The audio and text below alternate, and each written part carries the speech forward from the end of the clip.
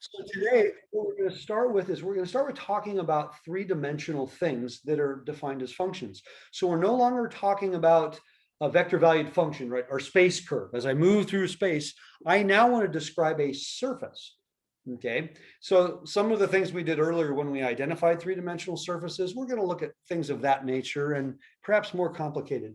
So the first thing I want to do is review domain, because we want to review domain when I have one independent variable so that we can define domain when I have multiple independent variables.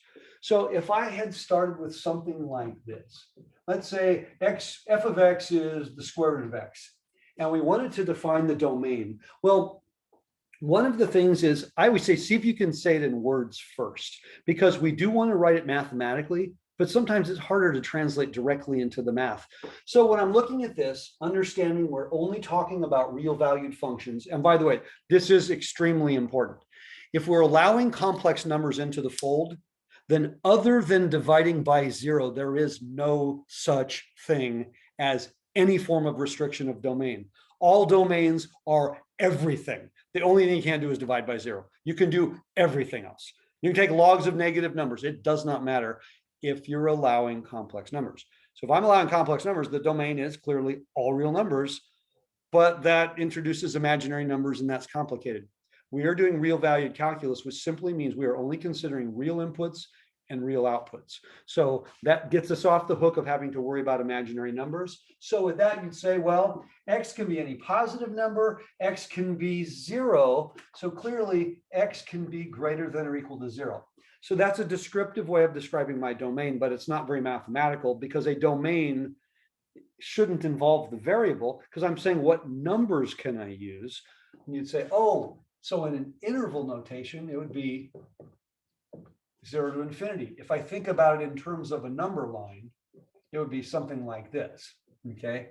Because remember, if I said f of t is the square root of t, f of q is the square root of q, that would still be the domain. The domain is independent of the variable. It's just what numbers can I use as input. Now, the strange thing is we rarely ever consider what the range is. We're just not that interested in range, because a lot of times to know the range, you have to know what the graph looks like, because you can't calculate a range. You can determine a domain easily enough, but determining what a complicated thing looks like based only on the numbers that it outputs, that's too difficult. So we concentrate on domain. So what if we had something like this? Let's say g of x is 1 over x minus 1, x plus 3. Well, let's see. I can put in any real number that does not make my denominator 0. So clearly I would start by saying x cannot be 1 or -3. That's a really good start, but that's a little bit vague. If I said my domain is not 1 and it's not -3, I'm not being very clear here, because I teach discrete mathematics. You never work with real numbers as your domain. In discrete mathematics, you work with generally integers and maybe rational numbers as your domain. So if all I said is what you can't use, that doesn't automatically imply what you can. So this is a starting point, but that's not a very good final answer. So I would say something like this. My domain is from -infinity to -3 union -3 to 1 union 1 to infinity. Get that in there. Now that's a little bit cumbersome and that's kind of long-winded, but that's an absolutely correct way. Now, what if? What if my h of x, let's make it a little more complicated. What if h of x was 1 over x, let's say plus 7, x plus 4, x plus 2, x minus 5. There we go. That's a very busy denominator. Well, let's see. X can't be -5, -7, can't read my own writing, -4, -2, 0, or 5. I don't want to do that. That's getting too long. How can I say this and say the same thing? Simply telling me what I can't use doesn't tell me what I can use unless I clearly say, no, I'm starting with the set of real numbers. So there's an alternate way of saying this that's very, very useful. I am using all real numbers except. See, all real numbers except this. All real numbers except this. So one way of saying this is the set of real numbers backslash, or literally the subtraction symbol. Some textbooks will use a subtraction. Some textbooks will use a backslash. That means remove or delete. -7, -4, -2, 0, 5. I want the set of real numbers with these 5 numbers removed. That's my domain. I like that better because it's a little easier. It's more in the lines of this. So here I could have said the set of real numbers with these 2 numbers removed. Some version of that makes it totally clear, because your domain cannot be ambiguous, right? It should be very, very well defined and clear. Now we want to move to 3 dimensions. Well, the problem in 3 dimensions is I can no longer give a domain as an interval. You see, if I have one independent variable, then I can always represent my domain as a picture on the number line. And that makes it really easy. If I draw a number line, I know exactly what X values I can use. But what if I have more than one variable? What if I define something f of x comma y? And let's say f of x comma y, we'll keep it really simple, is the square root of x minus y. Now, we're not interested in the graph, because I would need to be able to represent a 3-dimensional thing. And I don't know how to draw a 3-dimensional thing on a 2-dimensional surface. I can draw anything in 2 dimensions. See, I can draw you a picture of a cube, and you'd say, oh, that looks like a cube. I can draw you a picture of a sphere, and you'd say that looks like a sphere, but it's still a 2-dimensional rendering of a 3-dimensional object. I don't even know what that looks like, but even if I did, it'd be like drawing the space curve on the board. There's no way you could tell what my intention was. So I shouldn't have to draw something to get the point across. So when I'm looking at this, I have to determine, how am I going to answer this? So like we did before, let's figure out if there's any restrictions here. I think it's safe to say that I want x minus y to be greater than or equal to 0. Okay. That would be equivalent to saying x is greater than or equal to y, or y is less than or equal to x. Excuse me. All 3 of these are saying the exact same. So I would want every point on the entire xy plane where this is true. Now I'm going to draw a picture of the domain. I'm not going to draw a picture of whatever the graph looks like, because I don't know what the graph looks like. A moment ago, I drew a picture of a number line, and I shaded the portion of the number line that represented our domain. Now I want to draw a picture on the XY plane that represents the ordered pairs that we can use, because here the domain is a set of ordered pairs. Okay, so that might be the most useful one. So if I draw the line y equal x, okay, that was terrible. So we'll try that again. I should go through the origin. I could draw circles and spheres all day. I can't draw line segments. There we go. All right. So y less than or equal to x would be this portion. Basically, my domain is exactly half of the xy plane. Okay, it's everything on this side. Now, I can't describe that easily, and to say everything below the line y equal x, that would be fine, but that still doesn't indicate what the specific ordered pairs are. So now I need to state it. Now, let me throw a what if at you. What if I drew my picture and it turned out I only shaded the 4th quadrant, or I only shaded the 3rd quadrant? In other words, a quadrant was mine, or I shaded the 1st and 2nd quadrants only. Well, then it would be totally appropriate to say your domain are all the points in the 1st quadrant or the 3rd quadrant, because that's very, very clear. I can't really state that one. I don't say half of this one, all of this one. No, I'll go back to one of these 2. I draw the picture to help me understand what my answer is, and to see if maybe there's a short way. So we're going to introduce something called set builder notation, which you probably haven't seen since, 7th grade or something. Set builder notation is the cleanest and most efficient way to identify a set of things that I cannot represent as an interval. So we'd say the domain is, so set x comma y. This means every ordered pair such that. The vertical bar always means such that in this context.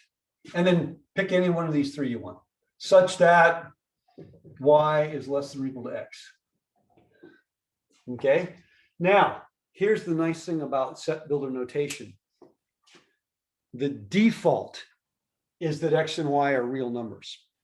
Okay, I don't actually need to state that, but if I wasn't sure, some people would write it this way: the set of all x, y's such that x, y are elements of the real numbers and y is less than or equal to x. That would be a very, very safe way of saying that. But this is automatic. What if? What if we're in the discrete math class and I was only considering ordered pairs of integer values? Then I'd say the set of all x, y's where x and y are integers, and this is true. I would actually have to state my restriction of being in an integer or being something else. But if I don't put any restrictions, it's automatic that these are real numbers. So all I have to say is this. This is how we say the domain. Now, like I said, you could have said this, this, or this, because they're all the same thing, but that's it. That's how I state a domain when I have two independent variables. So let's try another one.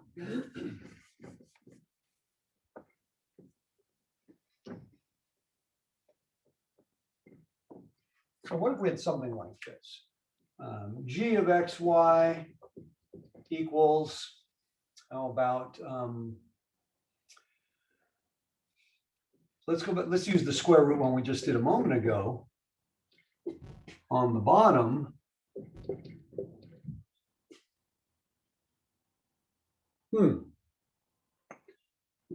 I now have to consider the numerator and the denominator and potential restrictions.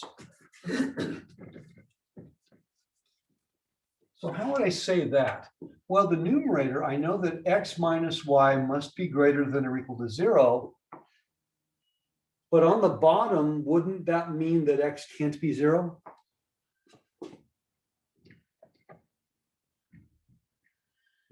That's a pretty important statement, the second one. You see, if I cover up my denominator, in the square root of x minus y, there is no problem with both x and y equaling 0. That's not an issue at all. Okay, that would have been absolutely correct. But with that denominator, x can no longer equal 0. Oh, so I have two things going on at once. So we would state our domain this way. xy such that, and again, you can state it like that if you want. And the key word here is and. X is not equal to 0. You have to satisfy two conditions at the same time. Now, I'm going to remind you of something you learned in remedial mathematics when it came to things like intervals. If I have an interval, we did something like this. Think baby algebra. If I said, consider x is greater than or equal to 6, or x is less than 3. Okay? If I have something like that, you'd say, well, on a number line, I'm going to look at both of these. X is greater than or equal to 6. X is less than 3. And I said or. Or, remember, always means union. So this or this. So the final answer to this question would be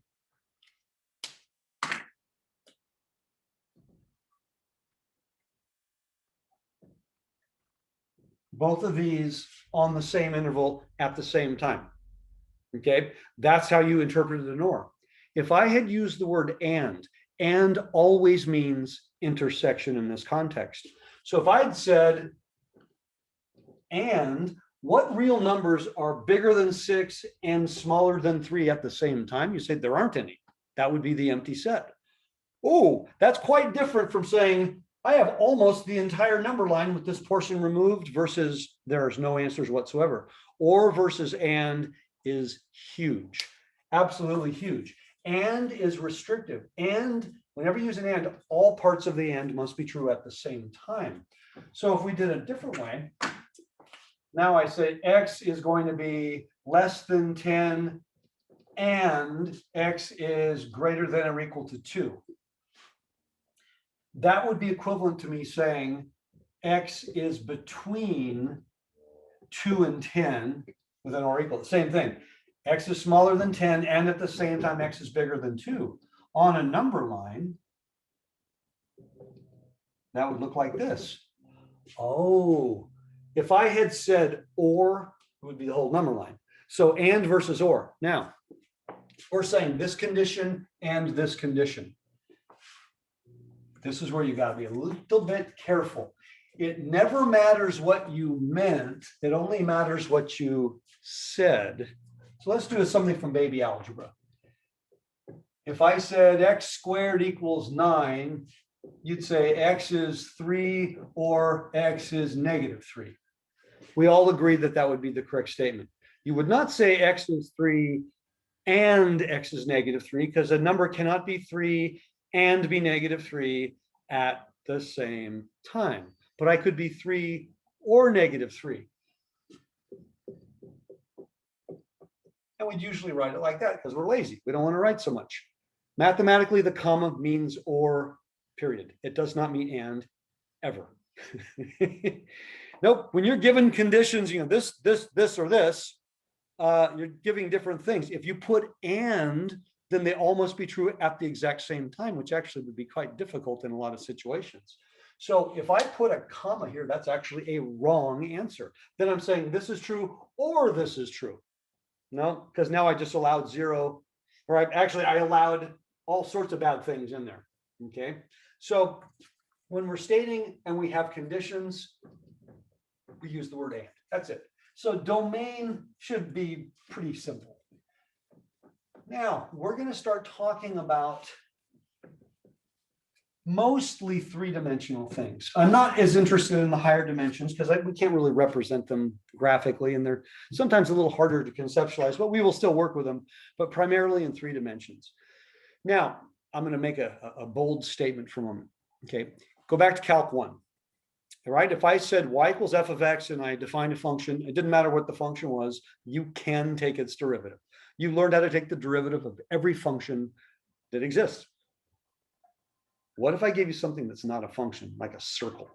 You didn't like those as much because you had to use implicit differentiation. Basically, the calculus of things that are not functions is a lot more complicated than the calculus of things that are functions. Okay, so let's consider, you know, I have something like this. I have x squared plus y squared equals 1. I know what that is, right? That's a circle of radius 1, centered at the origin, piece of cake. I want to do stuff, I want to analyze this, that can be really, really difficult. What if instead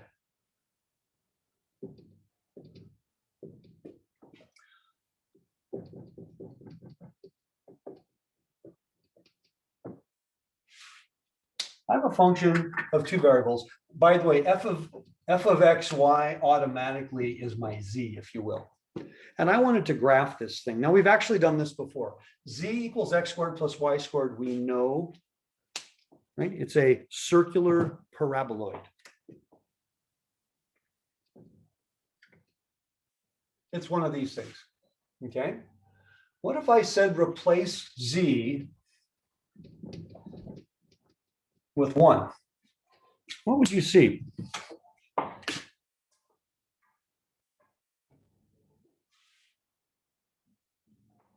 If I replace z with 1, I'd see the circle x squared plus y squared equals 1.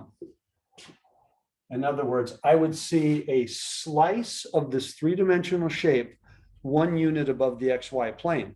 So when I'm standing on top of the z-axis, balancing, and I'm looking straight down, I would see a circle of radius 1 centered at the origin. In other words, I'd see the circle. Anything you could possibly draw or name in 2 dimensions, even if it's not a function, like a circle. Anything you could possibly draw or name in two dimensions is a function in 3. That is crazy, but that is really cool. That means the calculus of non-functions, if I look at them from a different point of view, will become very, very simple.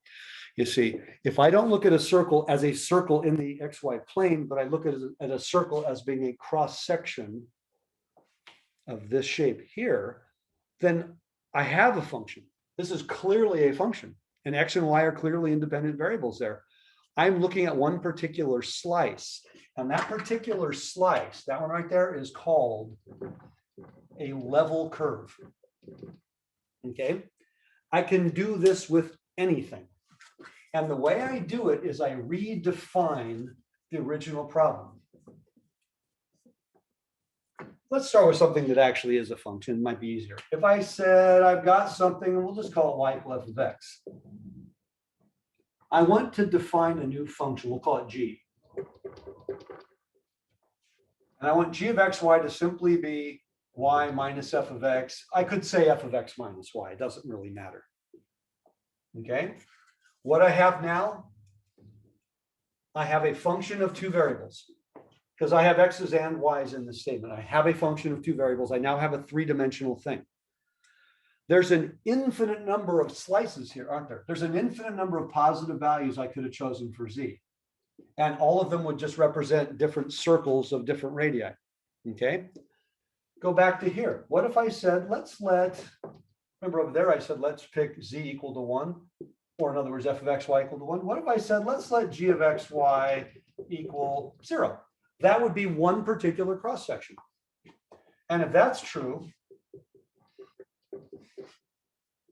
then don't I just get back my original function? My original function would be a particular cross section of the three-dimensional thing. This is always true. There's no exception. There's not a problem that you can't do this with. Now, I'm not saying let's take 2 dimensions and make it 3 and then go backwards. It's let's take complicated things in 2 dimensions, make them 3-dimensional, and then look at the slices. Because things like derivatives, you're not going to believe this, but in a couple of weeks, implicit differentiation, you're going to love. I know everybody hates implicit differentiation. We just did that on Tuesday in my Calc 1 class. It's the worst, scariest, most horrific form of differentiation there is, but it is so critical and necessary. In a couple of weeks, you're going to look back and go, oh God, implicit is so easy, because I'm going to look at every problem as a 3-dimensional problem. And the thing I'm asked to do is just a slice of that problem. And the calculus will be very, very simple. There's going to be nothing about it that will challenge you. That's kind of a cool thing to look forward to. So the concept of a level curve is I give you a 3-dimensional function and I say, for a particular value of z, tell me what's going on. So let's do one that actually is a 3-dimensional function. So let's suppose I define f of xy to be 3x squared y minus, minus how about 2xy squared. Okay, I have no idea what this looks like. I don't even care. This is the z, that's the x and y. The domain, clearly there are no restrictions, so the domain of this function would be the entire xy plane. Or the way we would say it is, the more formal way, the domain for this is R2. Now think about it, in Calc 1 or even in algebra, when the domain is the set of real numbers, we either said the domain is negative infinity to infinity, or in words we said the domain is all real numbers. But you could have also said the domain is the script R. That's all of those are saying the same thing. Now my domain is every single ordered pair on the XY plane. The simplest way of saying that is R2. That is the XY plane. That's the definition of R2. It's the real number, 2 dimensions, both ways. So there's no restrictions, there's no possibility, no problems. So what I want to do is find the level curve,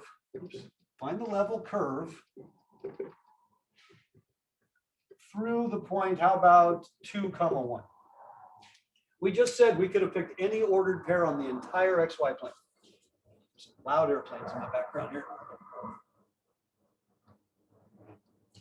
All right, so what is f of 2, 1? Well, f of 2, 1 is 3 times 4 times 1, that's 12. 2 times 2 times 1, that's 4. So 12 minus 4. All right. That means whatever this looks like, it passes through the point 2, 1, 8. That's all I'm saying. There is a 2, 1 that I can input. So I do not input an x value. I do not input a y value. I input an ordered pair. I output a z value. So my input is a point on the xy plane. My output is the z value. So in other words, that comes from the range That ordered pair comes from the domain. Okay, whatever this is, it passes through this point. Great. So what's the thing? I'd like to know what is the equation of that particular level curve. Now, in the case a moment ago where I did the cross section of the paraboloid, I could have picked any point on that circle, the x squared plus y squared equals 1 circle, and we would have gotten that particular circle. In this case here, I'm going to replace z with 8. So my level curve would be 3x squared y minus 2xy squared equals 8. That is two-dimensional. So whatever this looks like, I just did a slice of it. What slice did I do? The slice that was actually 8 units up the z-axis, and then I sliced it horizontally. How do I know it's horizontally? Because z equals 8 is actually a plane. I sliced it where z is 8, and that's the rim of the curve, if you want to think about it that way. Now, whether that's open or closed, I don't know. I don't know what that looks like. Doesn't matter. That's my level curve. That's it. Now, can I do this in higher dimensions? Actually, I can. So a simple application might be something like this.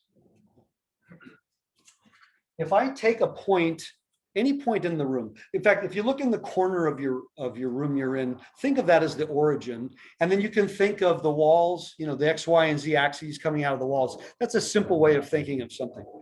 Now imagine the further you get away, let's say the further you get away, maybe the hotter something gets. Let's just keep it simple. Let's say the further you get away, the hotter something gets.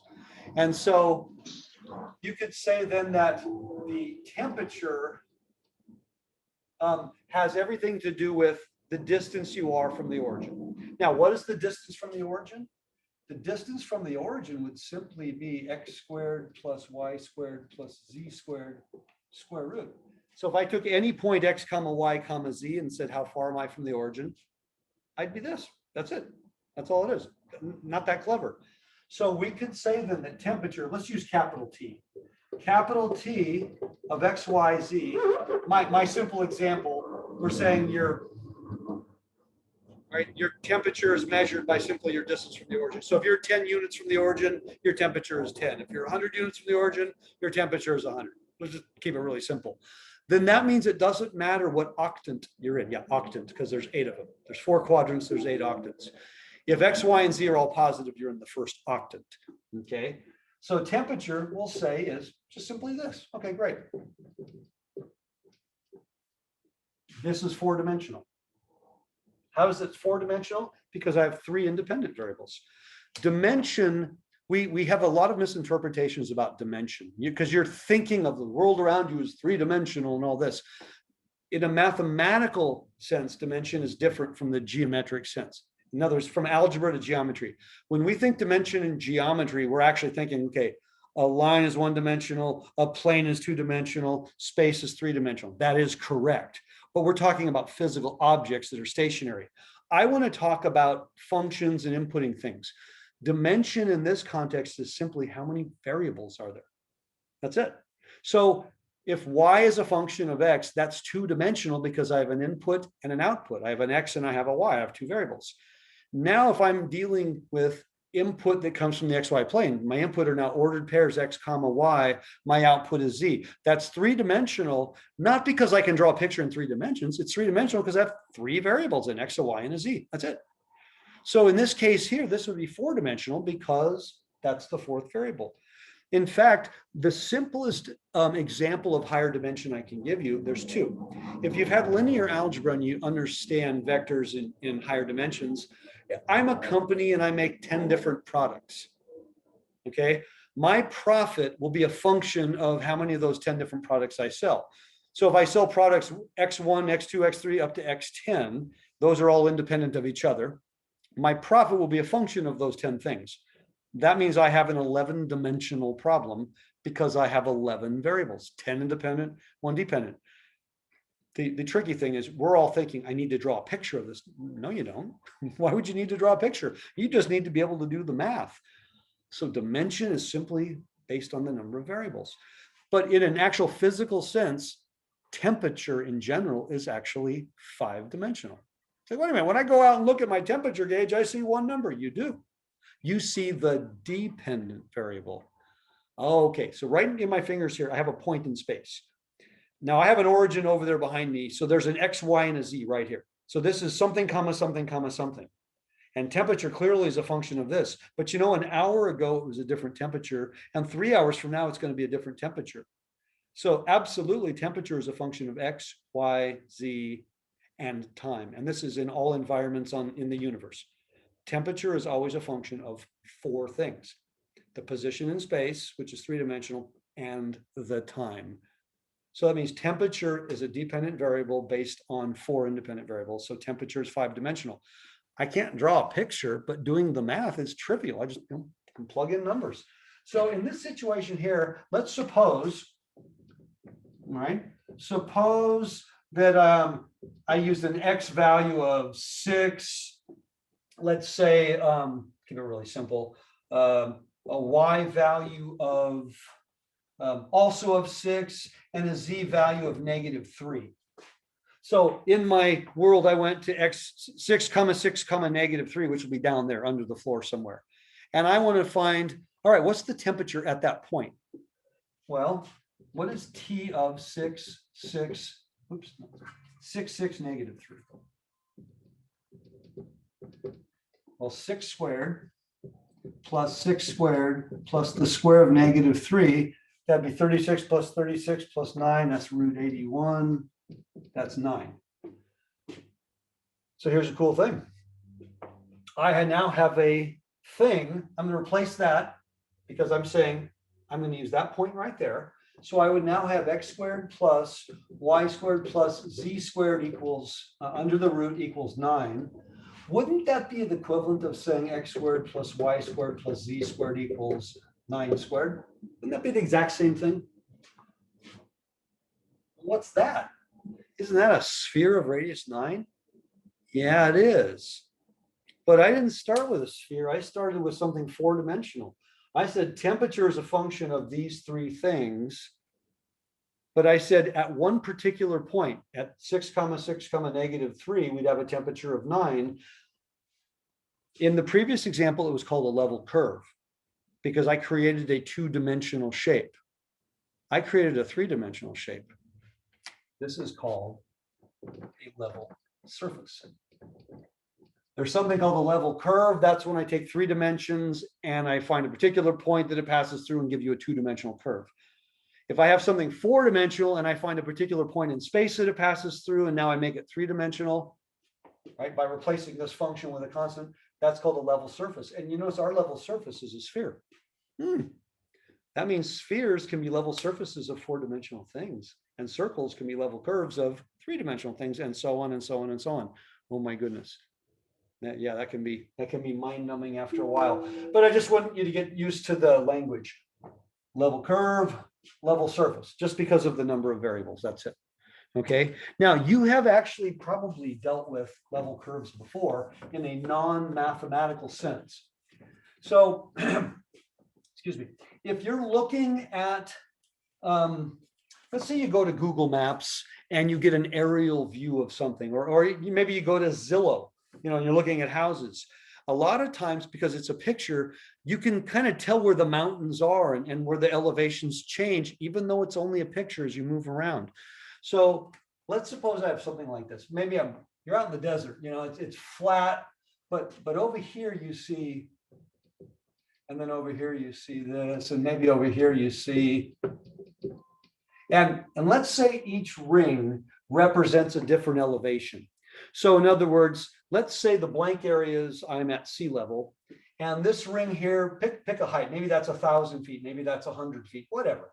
But that means it'd be kind of like saying, I have a hill in front of me and somebody took a giant blade and sliced my hill at a particular height off the ground. Let's just say it's 100 feet. So this is the rim of my hill that's exactly 100 feet tall. Then I took another blade and sliced everything at 200, and another at 300, and another at 400, and another at 500. So each of these rings would be 100 feet higher than the previous ring.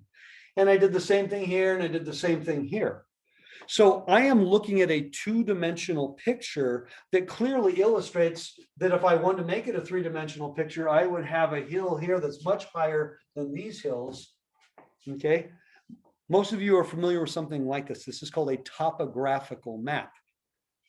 This would be the topography of a region. But a topographical map is generally a picture that illustrates how we can determine the heights at various places. And the ring would indicate it's this height all the way around the ring. Now, I made them somewhat circular, but they can be jagged and everything else. What a topographical map would be is a bunch of level curves. It's my original three-dimensional thing, and I'm fixing different z values. And each time I put in a new z value, I get a different curve. So each of these curves would correspond to a different z value. So that's an example of what we're doing applied to just sort of everyday life. So if given a function of two variables, very particularly, one of the things we want to be able to do right off the bat is identify its domain. That's not complicated. I'm not interested in what the picture looks like. That's irrelevant. Now, if I do have a three-dimensional thing, continuity is still kind of important, because going back to Calc 1, you cannot be continuous where you're not even defined. So if I take values outside the domain, I'm clearly not continuous there because there's nothing there. So part of the reason we identify the domain is we'd like to know where it's continuous, because I can't differentiate something where it's not continuous. So I'd like to know, are there holes? Are there weird things going on in my graph? Maybe there are, maybe there aren't. Now, the last thing I want to do today is talk about limits. I know you guys just love limits. So we do limits in Calc 1. We do really basic, simple stuff. We do limits in Calc 2, quite a bit more complicated stuff. But let's remind ourselves the types of limits we did in Calc 1. So in Calc 1, we did things like this. We said, I want the limit as x approaches 2 of, let's say, x minus 2 over x squared minus 4. I'm starting with something really simple. And the idea is, if you can evaluate a limit directly, you evaluate it directly. You don't even worry about it. The only time you cannot evaluate a limit directly is if it produces a discontinuity. For example, if I had a square root and I was trying to evaluate and it gave me a negative, okay, that's a problem. If I have a quotient and I try to evaluate and I get a 0 in the denominator, that's a problem. So you always try to evaluate. Right now, my numerator is 0 and my denominator is 0. By the way, never write this. This says, I don't know anything. I am a mindless, sniveling beast here. This makes no sense in any capacity. 0 over 0 is not a number. And the moment you write equals after a limit, you're done. You can't write something else. You would never say the limit equals 7 and then that equals something else. No. First of all, 0 over 0 is called an indeterminate form. It's not a number. Therefore, an equal sign makes no sense whatsoever, because that would mean I'm absolutely finished. And all calculus students do this until they're slapped on the wrist and told, don't do this. Arrow means approaches, not equals. You only use an arrow in calculus to indicate something's approaching, never reaches. But 0 over 0 is not a value, it's a form, so we usually bracket it off. If you remember from Calc 1 and 2, there are exactly 6 indeterminate forms. 0 over 0 was the first of the 6. Now, I'll remind you what they are, but we're not going to spend a lot of time. Most of the time we're going to spend is on this one here. This approaches the form 0 over 0. 0 over 0 meant if I had a rational function, a quotient of polynomials, then I could factor and cancel. Okay, that comes from the fundamental theorem of algebra. I'm not going to review that. I do that in Calc 1. I do that in algebra. Now, what are the 6 indeterminate forms? We'd say 0 over 0, infinity over infinity. If you remember, that was the one where I took limits to infinity of maybe a polynomial over polynomial, and they're both growing. So I looked at degrees. That was actually usually the simplest one. Those are the Calc 1 and 2s. Then in Calc 1 and Calc 2, we looked at, what if I have two things that are growing, I have a difference? What if I have a product and one is growing and one is shrinking? This one generally can be turned into one of those. And then I have the exponentials, 0 to the 0, 1 to the infinity. These two are the ones that you needed e's and logs and required L'Hopital's rule. You never have to use L'Hopital's rule on those. In fact, 99.9% of the time, it's far easier to just use baby algebra. L'Hopital's rule was created for the exponential indeterminate forms, and it can be used on some of these, not very many. Cannot be used on this one, cannot be used on this one, can't be used on this one until I convert them using logarithms. Now, L'Hopital's rule is kind of cool. And of all the limits you've ever done in your life in Calc 1 and 2, I'm guaranteeing you, you could use L'Hopital's rule significantly less than 1% of the time. I guarantee you, because I do limits all the time. But when you can use it, it's really helpful. It's really useful. And I hate to tell you, you're never going to use it again because it only applies when there's one independent variable. It only applies in these two cases, and it only applies in certain settings. You can't usually use it with trig, and you can't use it with roots. Can't use it with logs, can't use it with exponent. Yeah, it has so many restrictions that most of the time when you want to use it, you can't use it. It doesn't apply to that problem. But, you know, now in Calc 3, we have to come up with different ways. Now, in Calc 1, what we did with this one was we said if we factor the denominator, and I will remind you what you know from algebra, I can cancel, well, can I cancel? Is that legal? In algebra, baby algebra. I'm talking math 38, math 46. And I want to remind you what's legal and what's not. Right now, if I said, what is the domain of this? You would say in words, all real numbers except -2 and 2. We all agree, right? I can't evaluate this at either -2 or 2. But after I cancel this and I get this, boy, it sure looks like I can now evaluate that at 2. No, 2 is still not in the domain. So in remedial algebra, you are required to say this equals this, comma, as long as x is not 2. Because I cannot evaluate this at 2. Therefore, I cannot evaluate this at 2. 2 is not in the domain, but I don't see it. 2 is called a removable discontinuity because I just removed it from the problem. Now, remember, what is limit? Limit says, this says I'm approaching 2, but I never reach 2. So as I'm getting closer and closer and closer to 2, but never reach 2, these quantities are equal as long as I'm not 2. Oh, so now as x gets closer and closer to 2, this quantity is getting closer and closer to 1/4. So the limit is 1/4. Limits don't approach, limits equal. And the easiest way I like to think about this is, if I think of the graph of this, there is a hole at 2, 1/4. There's a hole. But if I could get there, where's the hole? The hole's at 2, 1/4. If I could get to 2, the y value would have been 1/4, but I can't ever get to 2. So this graph does not have the ordered pair 2, 1/4. There's a hole there. But from both directions, as x approaches 2, y is approaching 1/4. That's why 1/4 is the limit. And what we did in Calc 1 was we went this equals this equals this. It's a piece of cake. Once we got the hang of it, great. Factor cancel. Beautiful. So let's look at another Calc 1-ish thing. Keep it simple. So I've got the limit. Let's say as x approaches 9 of, how about x minus 9 over root x minus 3. How about something like this? Which, by the way, on the last problem, okay, on the last problem, you could have done L'Hopital's rule and tried it, and that would have been fine. Factoring canceled, same number of steps. On this one here, I clearly have the same indeterminate form of 0 over 0, except this is not a rational function. That root means it's not a rational function. That's not a polynomial. So I can't technically factor and cancel in the same way, except that's not a problem. It's that's the problem. So one of the things we remember, hopefully, from Calc 1 is in this problem, what we did was we said, what if we do this? What if we multiply numerator and denominator by the conjugate of the denominator very specifically? Well, now, first of all, is this a legal move? Well, you can never multiply or divide by something that can potentially equal 0. Root x plus 3, that's never going to equal 0. That's always going to be positive. So I just multiply numerator and denominator by the same quantity, which means I multiplied by 1. That's absolutely legal. In fact, that's what all of us remember doing.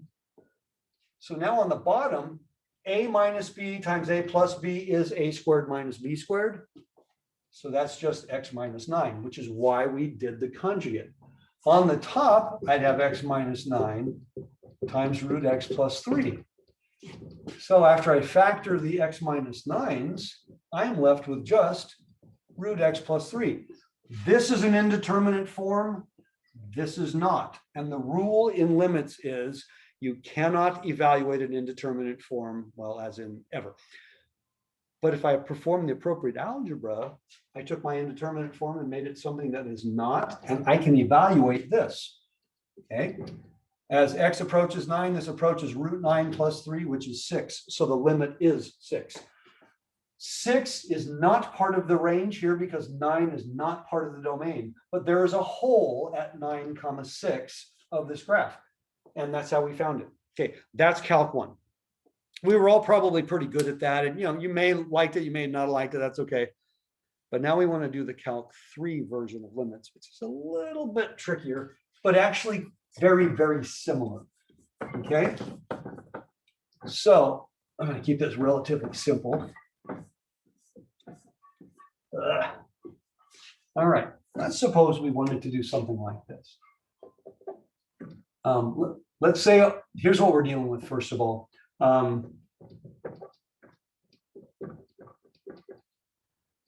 Let's say I've got 6x squared minus xy minus y squared. And then on the top, I've got 9x squared minus y squared, okay? And I'm going to take the limit as the ordered pair x comma y approaches 1, oh boy, sorry, this is getting a little tight, 1 comma negative 3. Yeah, I didn't make that very easy to read. My apologies. The ordered pair x comma y is approaching the ordered pair 1 comma negative 3 in this quotient. Well, believe it or not, this is very similar to the first problem I just did a moment ago. So the first thing we ask is, can I evaluate this? Well, let's see. If I replace x with 1 and y with negative 3, the top is approaching 9 minus 9. Okay, that's 0. Is that bad? Not if the denominator isn't 0. I remind people, if your numerator approaches 0 and your denominator does not, then your limit is 0. The problem is if the denominator approaches 0. So let's check. So this would be 6 plus 3 minus 9. Oh boy. Well, that just means it's interesting. Those are supposed to be brackets. Those are really pathetic brackets, I admit. Let's try that again. Okay. Now what? Well, in the first example that I did, we factored and canceled. This is a rational function. There's a really good chance.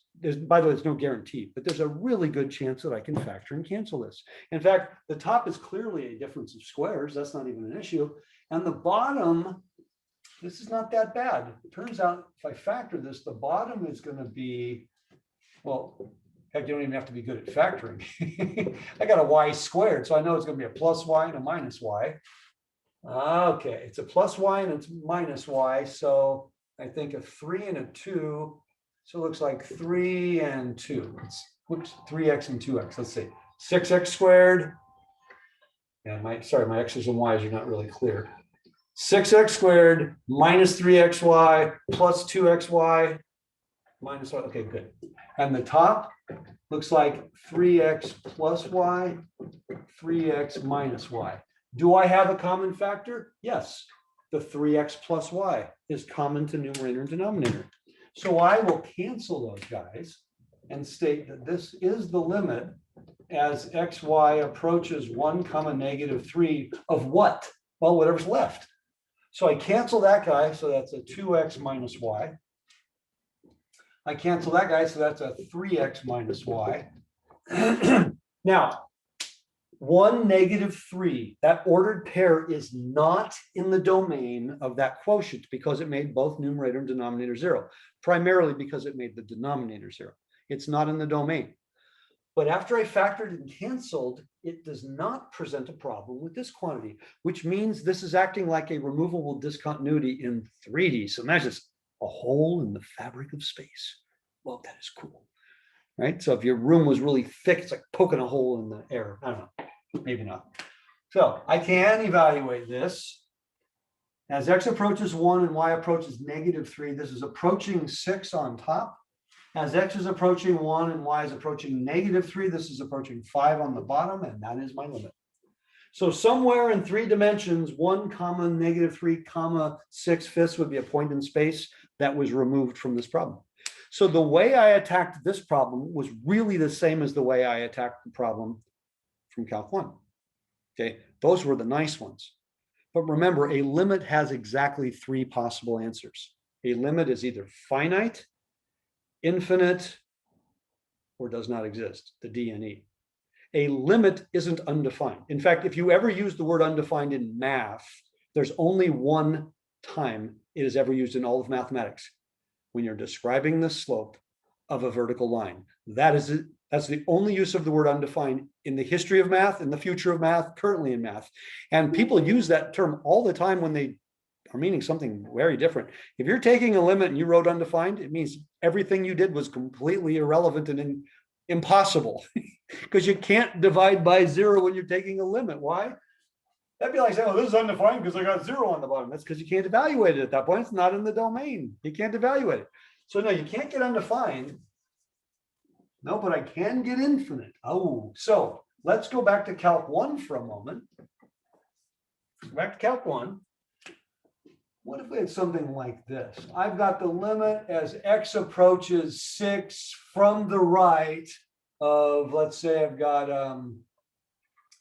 4 minus x squared over x minus 6.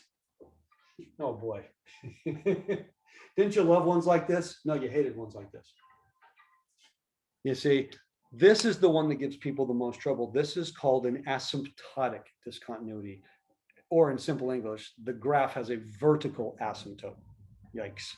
So as I approach, my numerator is approaching 4 minus 36, so my numerator is approaching -32.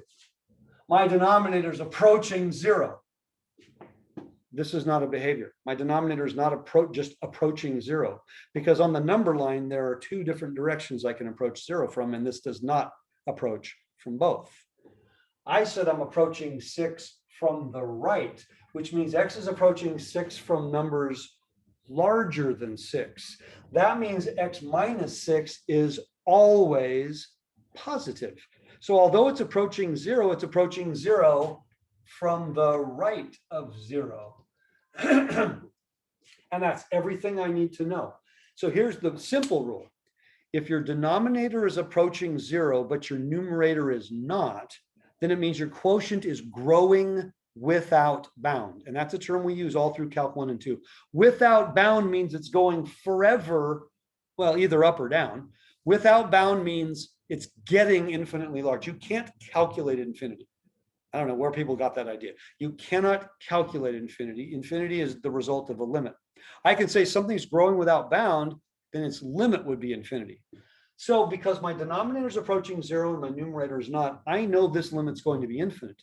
What I don't know, is it going this way or is it going this way?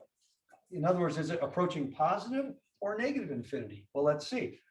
We already agree it's going to be infinitely large. My numerator is negative and my denominator is always positive. That means it's negative. So I just write here, I write, and the answer is negative infinity. So from a graphic standpoint, without knowing what the rest of the graph looks like, if this is the line y equals 6, that means my graph, as I approached 6 from the right, it means my graph did this, regardless of what else happened. Now, if I had approached 6 from the left, oh my goodness, it would have done that.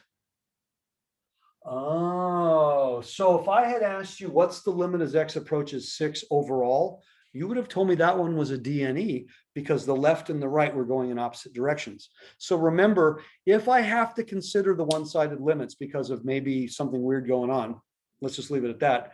If I have to consider the one-sided limits and they are not the same from the left and the right, then we knew the limit did not exist.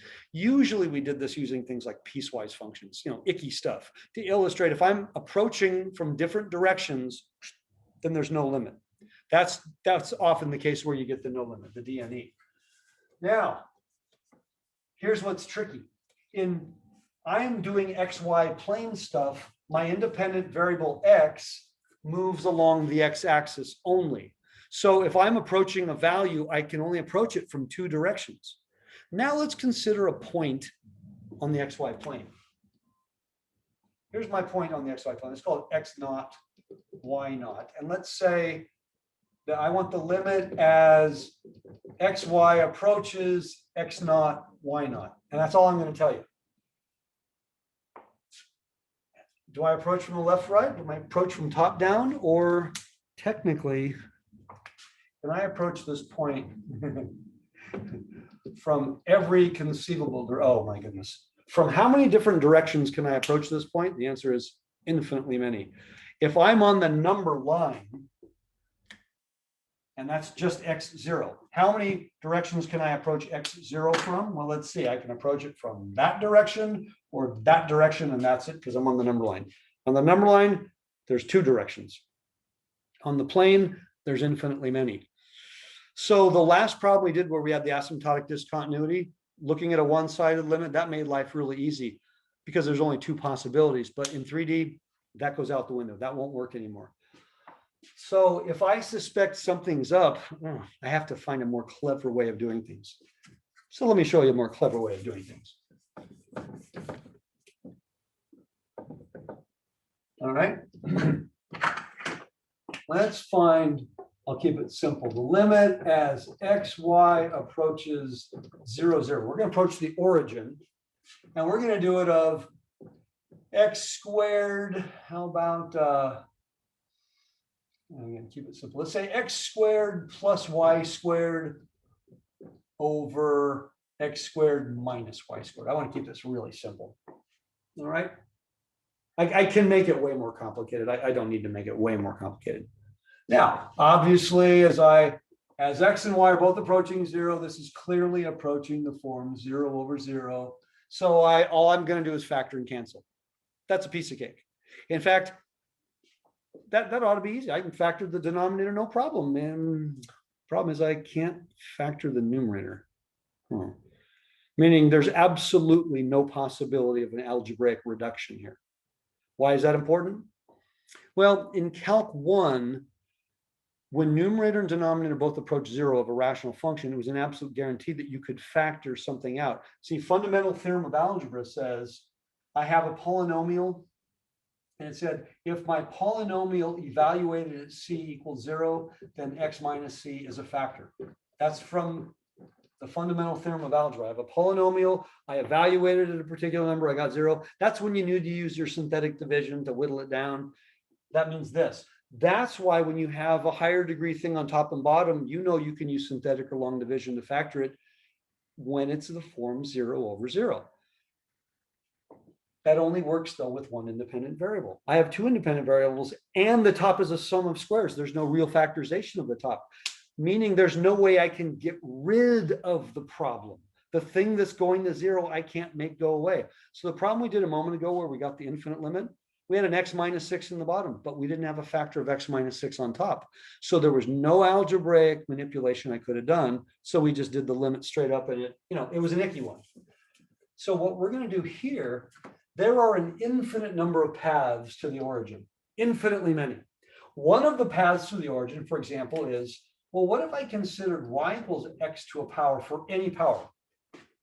It could be y equal x squared, y equal x cubed, y equals square root of x. There's an infinite number of exponents I put here, and don't all of these approach the origin? Yes, they do. All of them approach the origin. Okay, so that's one possibility. So I'm gonna walk you through a couple of different ways of doing this. So let's say I chose this path. By the way, I do not want to pick a specific value of n. No. If I pick one path, then I will get an answer. That's kind of like saying I'm going to do a one-sided limit, I'm going to get an answer, and then not doing the other side. No, I'm going to pick infinitely many paths. And I'm going to choose this from my infinitely many paths because there's an infinite number of exponents and every one of them will give me a different path to the origin. Assume, by the way, n would have to be positive. If n was negative, then I can't do the origin thing. So we're going to say along the path. Okay, and what happens up here? Then I would say the limit x comma x to the n. I'm replacing y with x to the n. Of what? Of x squared, I'm replacing y with x to the n.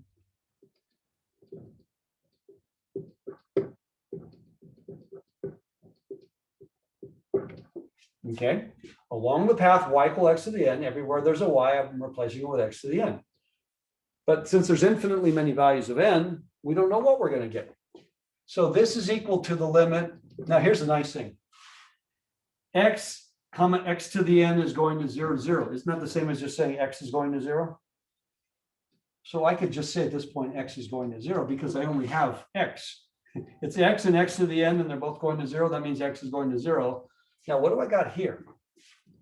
X squared plus x to the 2n over x squared minus x to the 2n. Can I factor out an x squared here? Yeah, I can factor and cancel an x squared out of every term. I think that's pretty obvious. And on top, I'd have 1 plus x to the 2n minus 2. Remember, n was a specific value, and on the bottom, I'd have 1 minus x to the 2n minus 2. I'm sorry, 2n minus 2. 2n minus 2. Now, we were allowing x to approach 0. Now, by the way, n would need to be big enough that this is not going to be an issue. So as x approaches 0, what does it appear? As x approaches 0, it appears my answer is 1. That means along this path, regardless whether it's x squared, x cubed, x to the 4th, that limit appears to be 1. Okay, if I didn't make any mistakes here. Does that mean my limit is 1? No, because every path through the origin, oh gosh, so what I did was valid, but there's actually an easier path. Okay, the reason, by the way, every path you chose. Now, if you pick one specific path, I said, let's go along, y equals square root of x. No, that's one particular path.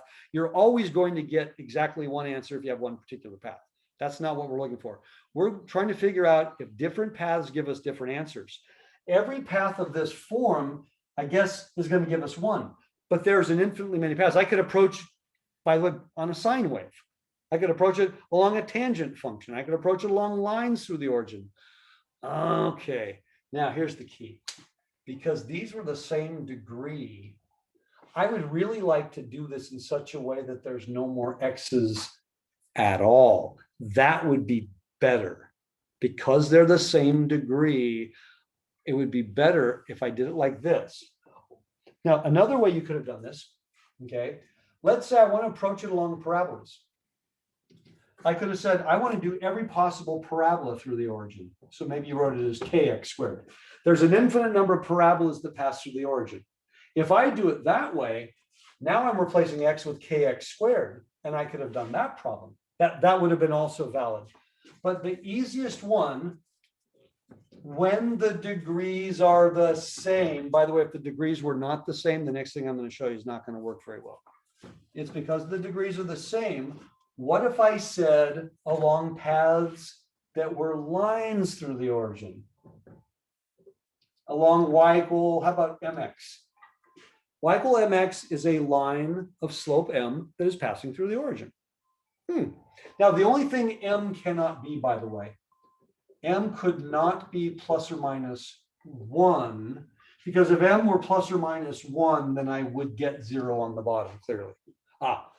There's an infinite number of paths through the origin. I just can't do it. Y equal x would mean I have 0 on the bottom before I start my problem. Y equal negative x. Well, what if y was 2x or 5x or negative 3x? Yeah, those are all good paths. So if I go along linear paths, then let's rewrite this problem. We'll do exactly what we did a moment ago. but you're going to like this one a little bit better. So as x comma y approaches, oh, I'm sorry, x comma mx, sorry, x comma mx approaches 0, 0. I'm going to replace y with mx.